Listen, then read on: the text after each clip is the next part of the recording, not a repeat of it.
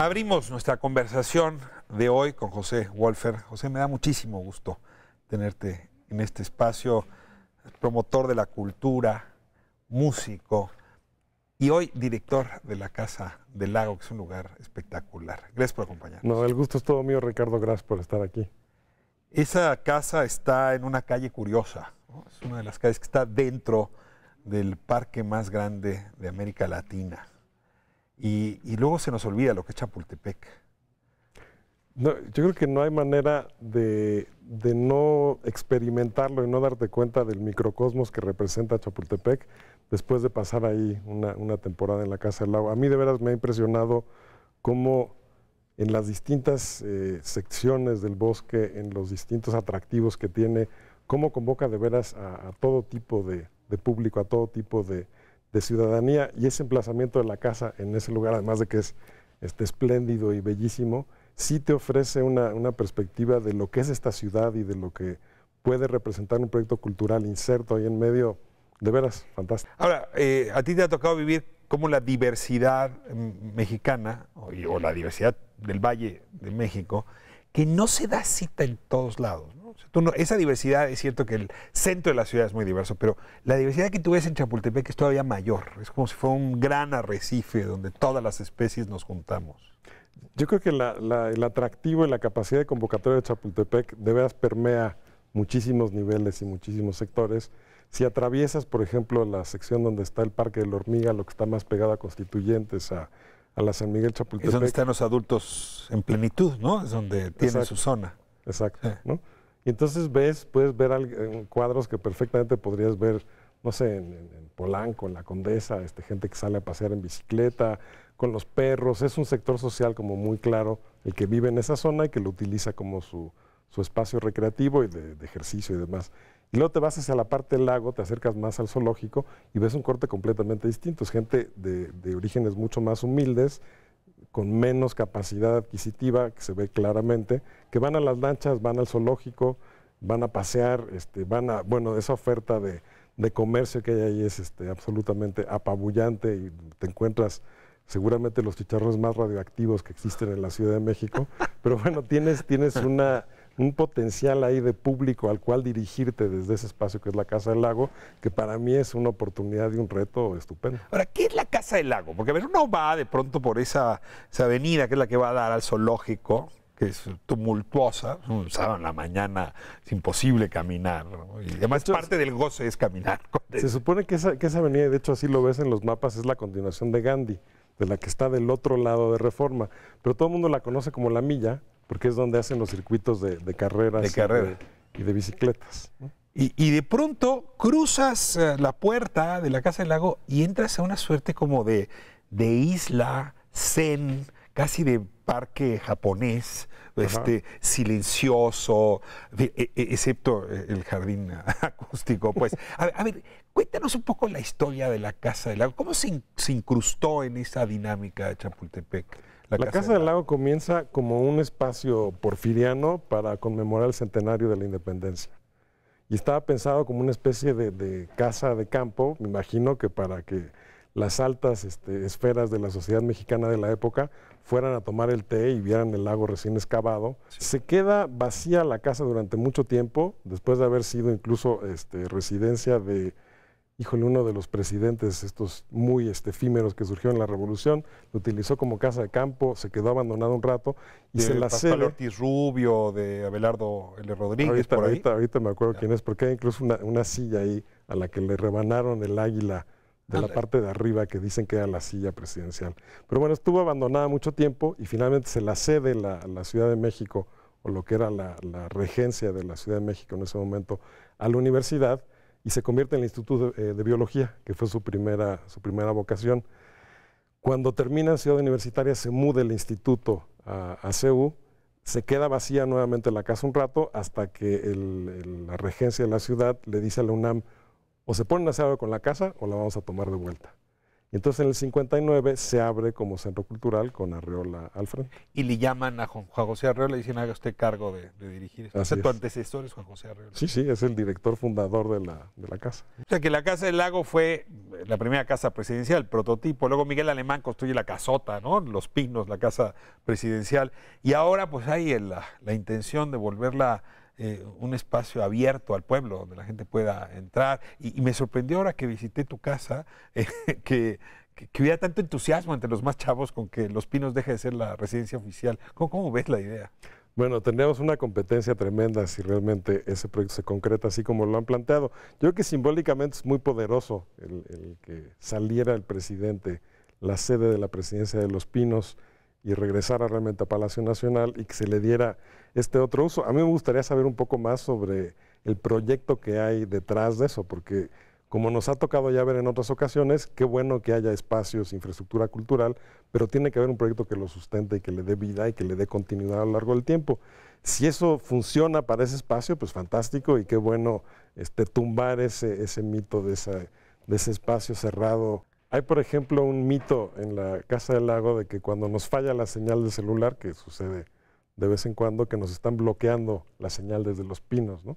Entonces, estar conviviendo con ese espacio, con el peso simbólico, sí se siente como no. Y me ha tocado también días cuando va el presidente, sale a Chapultepec, por ejemplo, para la conmemoración de los niños héroes, pues se monta todo un operativo de la Guardia Presidencial afuera y las camionetas. Entonces, bueno, simbólicamente convertir eso en un espacio abierto al público, abierto a otro tipo de manifestaciones, me parece interesante. Me gustaría saber más sobre qué va a sustentar ese espacio como un Yo te sitio dejo cultural, una ¿no? idea, porque además no se aleja de lo que fue al origen la Casa del Lago. Es decir, a mí me hace falta el Museo de la Diversidad en México. Un país muy diverso, biológicamente, geográficamente, Ujú. culturalmente. Y la verdad es que no hay un lugar donde se refleje, incluso con la diversidad contemporánea, no solamente la de otras épocas, esa diversidad. Pero a ver cómo le hacen con el tema de la seguridad del presidente. Como dices, hay muchas discusiones ahí que tener. Voy ahora a escuchar este grupo y te invito, Pepe, Espuma y Terciopelo. Es una voz deliciosa de mujer, guitarra, y luego regresamos a seguir Fantástico, hablando Rico. de la Casa del Lago. Si no conoce la Casa del Lago, por lo que más quiera, ahí en La Milla, en Chapultepec, dése una vuelta. Es un espacio magnífico, y aquí tengo al director, a José Wolfer. Pepe, muchas gracias por acompañarnos. No, gracias por la invitación y un gusto estar aquí con ustedes. Y bueno, ya dejé la intriga de Los Pinos, pero vamos a seguir moviéndonos. Se cumplen 100 años del natalicio de Arreola, y en ese sentido tú traes una serie de actividades importantes que, por cierto, arrancan este fin de semana. Tenemos bastantes cosas este fin de semana. Ya hubo una primera, un anticipo, digamos, del natalicio de Arreola en la Fiesta del Libro y la Rosa, ¿no? Que siendo este espacio para la literatura y para los libros, pues era un espacio muy natural para que arrancáramos con una exposición donde quisimos mostrar a través de una serie de objetos y de anécdotas, sobre todo de familiares, también de escritores cercanos a él, a este Arreola más íntimo, quizá menos evidente. Era un personaje fantástico, Arreola, ¿eh? Cuando uno le escarba un poco, yo nunca tuve la oportunidad de conocerlo, pero te lo describen como un ser con una facilidad para hilar historias, inventar cosas, improvisar, echar a andar proyectos. No, de veras debe haber tenido una energía absolutamente Una prodigiosa. suerte de mago, ¿no? Con la palabra. O sea, Sí, esa como una capa que especie de- usaba no era más que correspondiente a su cabeza y su capacidad de producir cosas. Me hace pensar en esa palabra del demiurgo, ¿no? De la Claro. persona el artífice de proyectos. Entonces, bueno, arrancamos con esa exposición. Tendremos en agosto el Festival de Poesía en Voz Alta, que es una iniciativa que Arreola llevó a la Casa del Lago, que la había comenzado con Paz, con Pacheco, con toda una serie de figuras de la época. Tenemos también, bueno, además evidentemente de lo que tiene que ver con poesía y con la figura de Arreola, que el natalicio se cumple en septiembre y tendremos ahí también más actividades. Tenemos un montón de cosas en la Casa del Lago. Tenemos, por ejemplo, este sábado un proyecto muy interesante que se enmarca en el cuadro de la LEF, de este festival dedicado a arte y ciencia que ha lanzado la Coordinación de Difusión Cultural de la UNAM. Vamos a tener a 4 bateristas que nos presentan una serie de matrices composicionales, cada una dedicada a un tema que tiene que ver con ciencia, como el bosón, por ejemplo, o la neurociencia. La científica con la que han estado trabajando va a hablar sobre los resultados y los hallazgos, y tiene que ver también con todo un tema de kinesiología, que es un término que yo no conocía, pero que me estaba platicando El estudio Milo, del ¿no? movimiento. El estudio del movimiento y cómo viene generado por una serie de impulsos, cómo se traduce en sonido. Será la oportunidad para escuchar estos bateristas o no escucharlos, como en esta mímica fantasma que te digo, una primera Tú eres presentación de pianista. resultados. ¿Se ha hecho esto con pianistas también? Bueno, yo ya no me considero a mí mismo pianista, pero sí estudié piano durante mucho tiempo. No que yo sepa. Los percusionistas y los bateristas suelen tener ideas bastante particulares. Ahora, es muy probable que sea la música más antigua entre los seres humanos, Claro. ¿no? O sea, empezamos a repetir el sonido del corazón con los tambores, ¿no? Ujú. Sí es lo más antiguo. Y cuando danzas, por ejemplo, en algún tipo de ritual, simplemente el sonido de las pisadas y el generar una comunidad rítmica con los demás, pues ya estás haciendo ritmo, ¿no? Uno de los lugares privilegiados dentro de la Casa del Lago es este como jardín acústico, que es una Nuestro espacio maravilla, sonoro. Espacio sonoro. A ver, cuéntame un poco la historia de este espacio sonoro, de qué horas a qué horas puedo pasearme por ahí, cómo va cambiando las piezas de música que están ahí puestas. El espacio sonoro es un dispositivo multicanal, se llama, con 8 canales. Y es un 8.1, de hecho, pues son 8 bocinas más un subwoofer, que es el que se encarga de las frecuencias graves, colocadas alrededor de uno de los jardines. Entonces, lo que esto te permite... ¿En un espacio de cuánto? ¿De 1000 metros? ¿De 2000 metros? No, debe ser un poco menos, un poquito menos de 1000 metros, pongamos, ¿no? Entonces, estando tú adentro de este espacio, tienes la oportunidad de escuchar, sobre todo con obras que han sido pensadas para un dispositivo multicanal, cómo el sonido viene de distintas fuentes y viaja entre sí. Por decirte algo que puedes escuchar en un cine, por ejemplo, los cines, los de hoy en día suelen tener un 7.1, ¿no? Con el frente, las dos laterales, en fin. Si tú escuchas a un pájaro, ¿no? Que viene de tu lado izquierdo, se cruza y se va por la derecha, para eso necesitas un dispositivo multicanal. Eso lo podemos hacer nosotros también con esto que tenemos ahí en el espacio sonoro, pero no lo hacemos con cine, sino con obras que han sido pensadas específicamente para aprovechar estas capacidades del sonido. ¿O vas seleccionando? Hacemos un poco de las dos cosas. Tenemos, por ejemplo, un programa continuo, mes con mes presentamos una cosa que se llama Electroacústica del Mundo, en donde presentamos obras electrónicas de compositores de Portugal, de Brasil, de Colombia.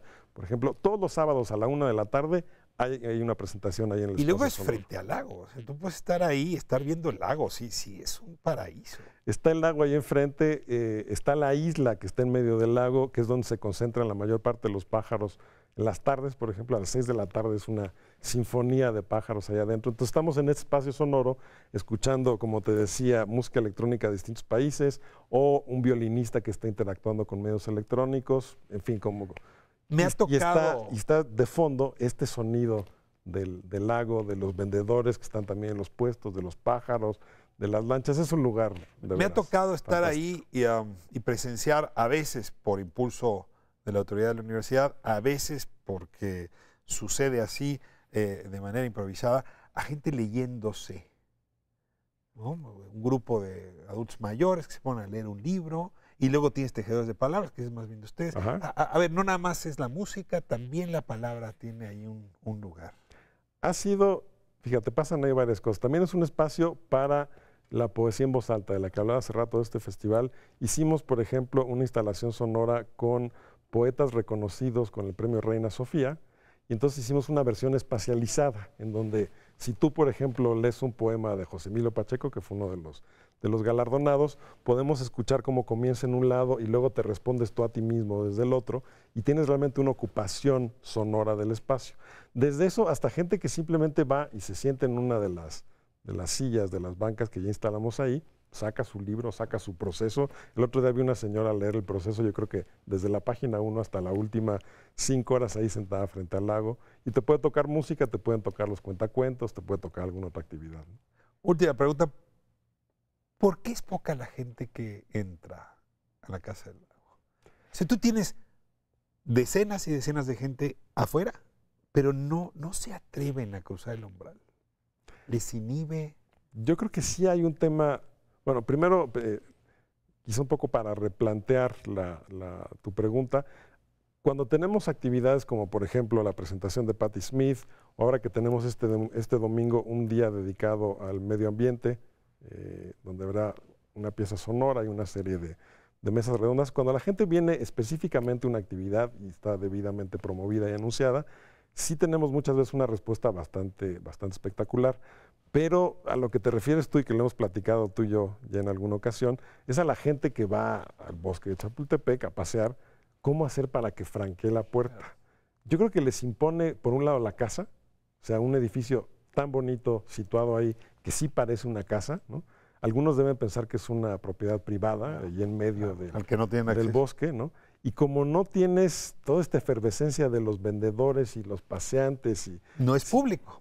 Piensan que no es público. Lo público en México es con sabor, olor y sonido a tianguis. Exacto. Entonces, si no tienes tianguis, ya lanzamos desde hace unas semanas un programa nuevo en donde le estamos pidiendo, por ejemplo, ahora a un grupo de jóvenes que hacen teatro a que se salgan a la milla, echen a andar algún tipo de dinámica que le llame la atención a la gente y se los van llevando y nos los depositan en alguna otra actividad. Vamos a seguir con ese tipo de iniciativa. Pepe, pues la verdad es que oyéndote te vuelves un gran anfitrión, vale la pena irla a visitar. Y yo sí le recomendaría, hombre, antes de que Los Pinos se vuelva público, este espacio ya es público, hay que tomarlo por asalto, es uno de los más bellos de esta ciudad. No se pierda la Casa del Lago. Y bueno, pues cierro de nuevo con Espuma y Terciopelo. Hombre, hoy tenemos música para aventar para arriba y quedárnosla con ella en el corazón. Muchas gracias. Nos vemos la próxima semana.